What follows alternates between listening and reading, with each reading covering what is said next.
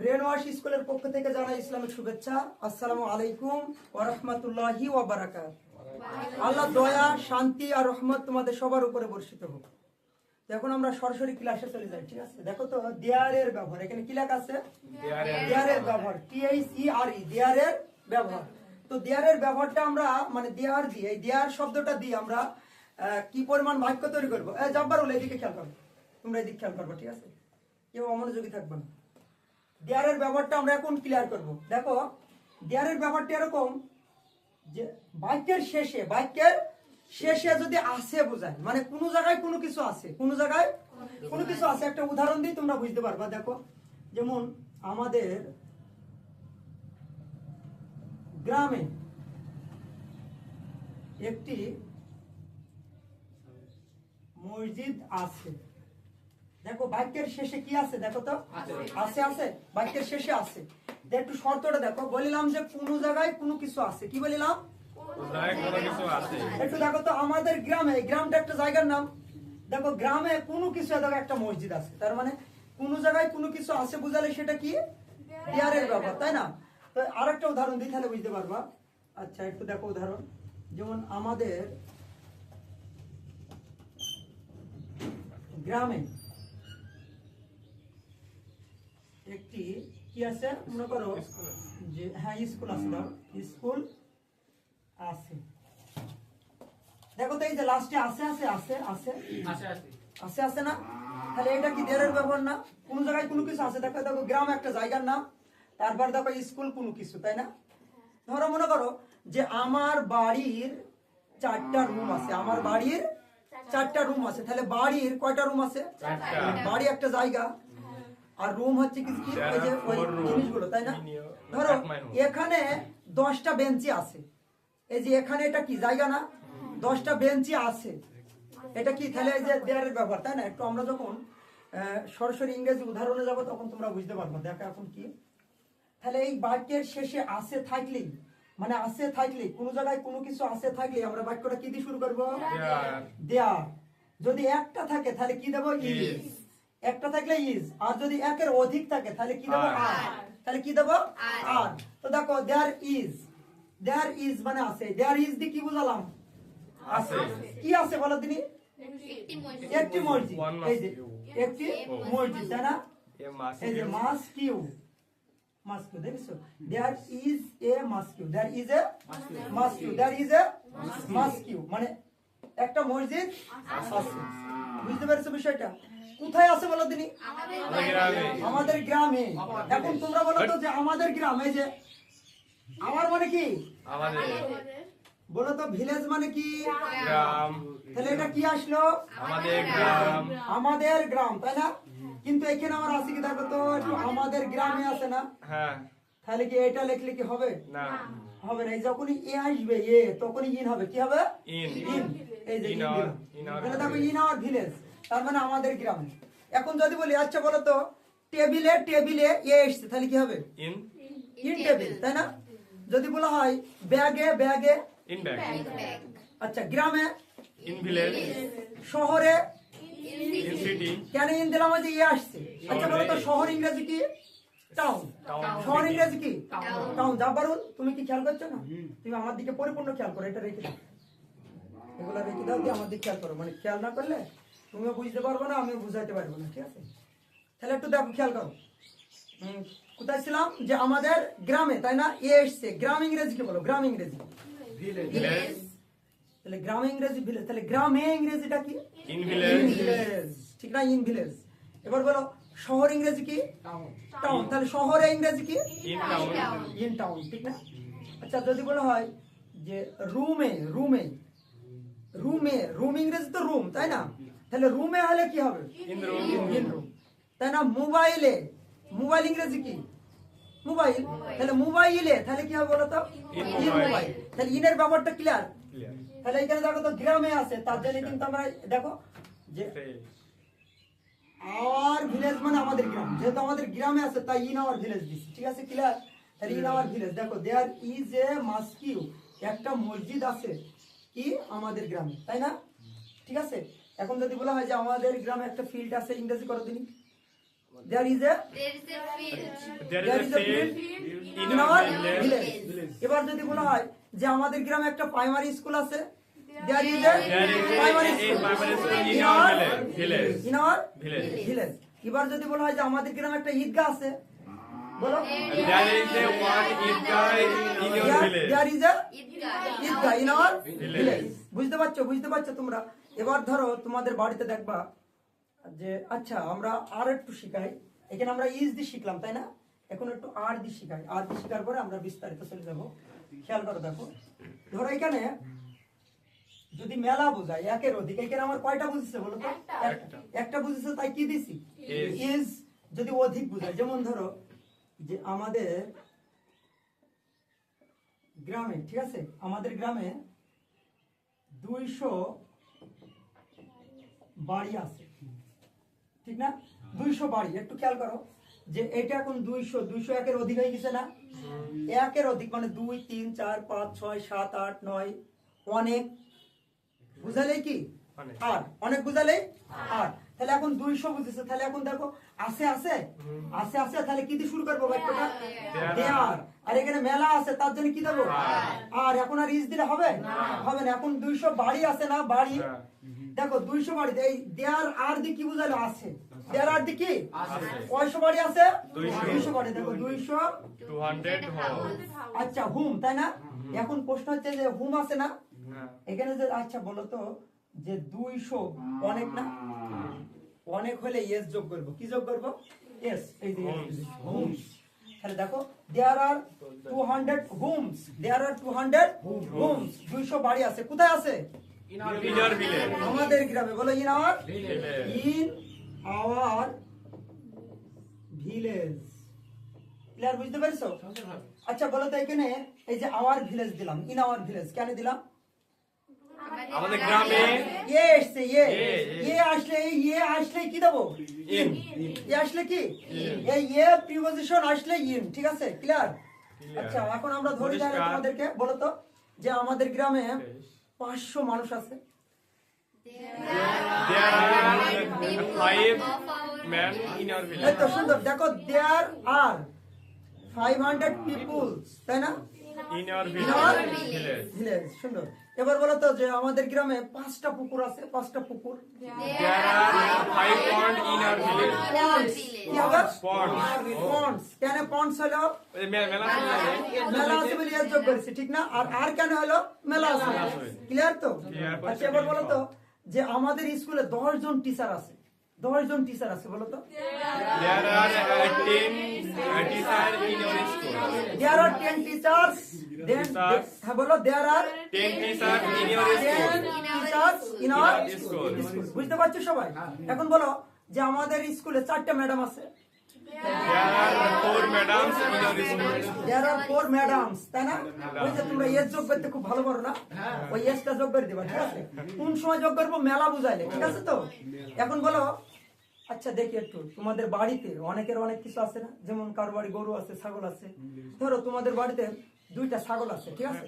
কয়টা ছাগল? 2টা। আচ্ছা 2টা গরু আছে, ধরো 2টা গরু আছে। তাহলে এখন এটা তুমি ইংরেজিতে কিভাবে বলবা যে আমার বাড়িতে 2টা গরু আছে? There are 2 cows at my home. There are 2 cows. Cows at my কারোর সাথে home. কি হবে? এস যোগ, তাই না? There are 2 cows Cows at my home. at my home. আচ্ছা বাড়ির আগে কিন্তু অ্যাট হয়, বাড়ির আগে কি হয়? দেখো বাড়িতে তে তোমাদের একটু বোঝায়, তে আসলে যেমন ধরো নো দি তে, এই যে তে আসছে না, তে এই তে আসলে হবে টু। তে আসলে কি? রিভার মানে কি? রিভার।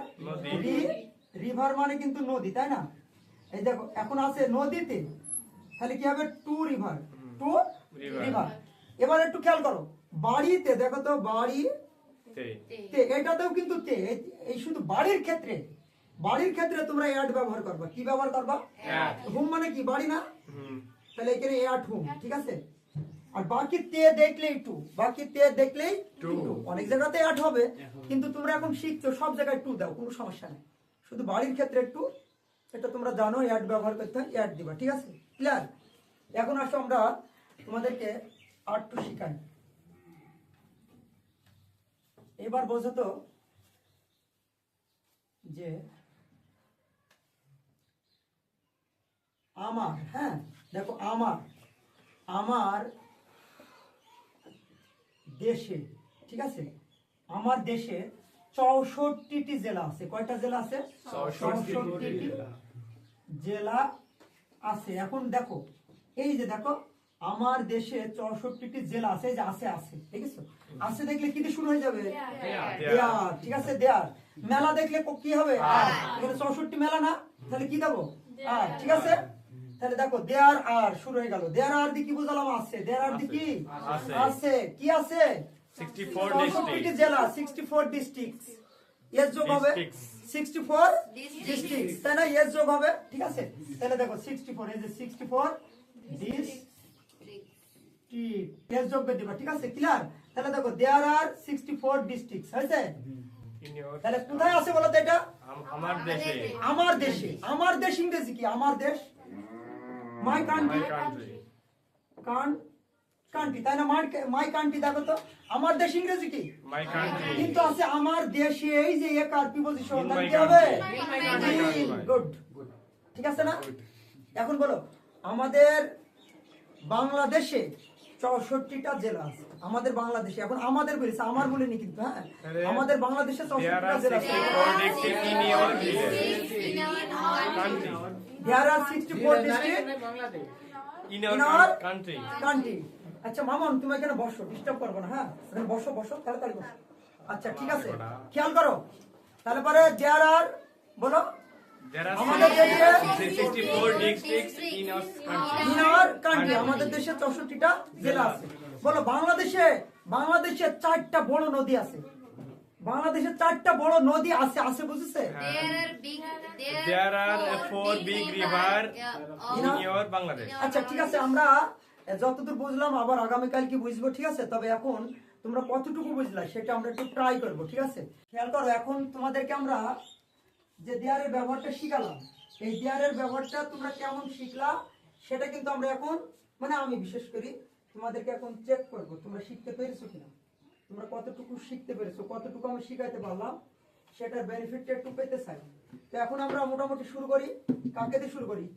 আচ্ছা, প্রথমে আমরা ফুলকে দিয়ে শুরু করি, ঠিক আছে। আচ্ছা ফুল, তুমি বলো যে তোমাদের বাড়িতে, মনে করো তোমাদের বাড়িতে গৃহপালিত পশু আছে না, বা গৃহপালিত এই যে হাঁস মুরগি এগুলো আছে, তো তোমার মা মনে করো যে হাঁস পোষে। কয়টা হাঁস পোষে বলো তো তোমার বাড়িতে? হ্যাঁ, 10টা হাঁস পোষে। আচ্ছা, তোমার বাড়িতে তাহলে 10টা হাঁস আছে, তাই না? তো তুমি এটা ইংরেজিতে কিভাবে বলবে একটু বলো তো? There are 10 ducks at my home. At my home. সুন্দর। দেয়ার are 10 ducks At my home. At my home. খুব সুন্দর হয়েছে না? আচ্ছা, এবার দেখবা যে মেয়েরা একটু হাড়ি পছন্দ করে। কি পছন্দ করে? মেয়েরা কিন্তু হাড়ি পছন্দ করে না। তো দেখবা সানসেটে সুন্দর করে হাড়ি সাজিয়ে রাখে না। তো এখন এই হাড়ি তোমাদের বাড়িতে কতটা আছে তুমি একটু আমাদের ইংরেজিতে একটু বলো তো। একটু জোরে বলবা, ঠিক আছে? একটু জোরে বললে কি হবে, একটু সাউন্ডটা ভালো হবে। 12টা। আচ্ছা, 12টা আছে, এটা একটু ইংরেজিতে বলো। There are 12 pots here at my home. এটা গুড, সুন্দর, দেখেছো পাচ্ছে। এখন তোমাদের বাড়িতে গরু আছে? জি ভাইয়া। কয়টা গরু আছে? 2টা। আচ্ছা, তোমাদের বাড়িতে 2টা গরু আছে, তাই না? এই 2টা যে গরু আছে এটা একটু ইংরেজিতে বলো। There are 2 cows at my home. Very good, দেখছো পাচ্ছে। আচ্ছা, এবার তুমি বলো তো, তুমি কোন দেশে বাস করো? তুমি, বাংলাদেশ। আচ্ছা, তুমি বাংলাদেশে বাস করো, তাই না? তো বাংলাদেশে কয়টা জেলা তুমি জানো? 64টি। কয়টা জেলা? 64টি। আচ্ছা, এই 64টা যে জেলা আছে বাংলাদেশে এটা একটু ইংরেজিতে বলো। There are 64 districts in my country. Districts, তাই না? আরেকবার বলো। There are 64 districts in my country. এই তো গুড, ভেরি গুড। এখন তুমি জানো যে বাংলাদেশে কত হাজার গ্রাম আছে?